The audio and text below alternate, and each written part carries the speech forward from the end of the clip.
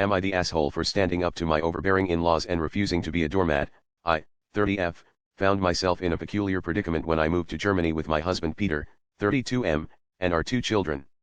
Hailing from the west coast of Canada, I was newly inducted into Peter's family, with a warm welcome followed by a slow simmer of condescension and judgment.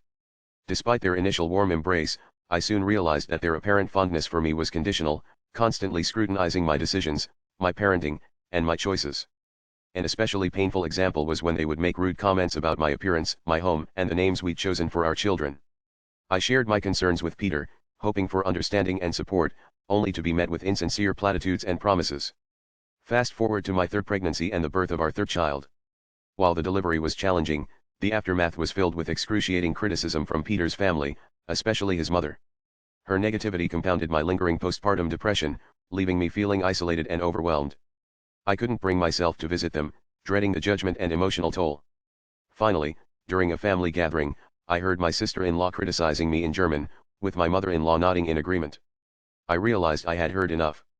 I approached them, reminded them that I had known their language since childhood, and shared the years of judgment and criticism I had been enduring.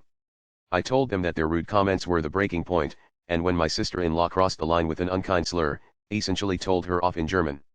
A wave of anger and disbelief swept over the table, with accusations flying about my actions and calls for an apology. Yet, I stood my ground, refusing to allow myself to be mistreated any longer. Peter, who had remained silent throughout the ordeal, finally spoke up, expressing his support and admiration for my bravery. The rest of the dinner was tense, with cold stares and distant bodies.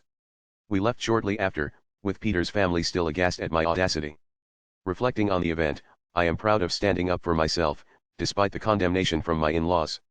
I can only hope that they will learn to treat me with the respect and kindness I deserve, rather than simply tolerating my presence.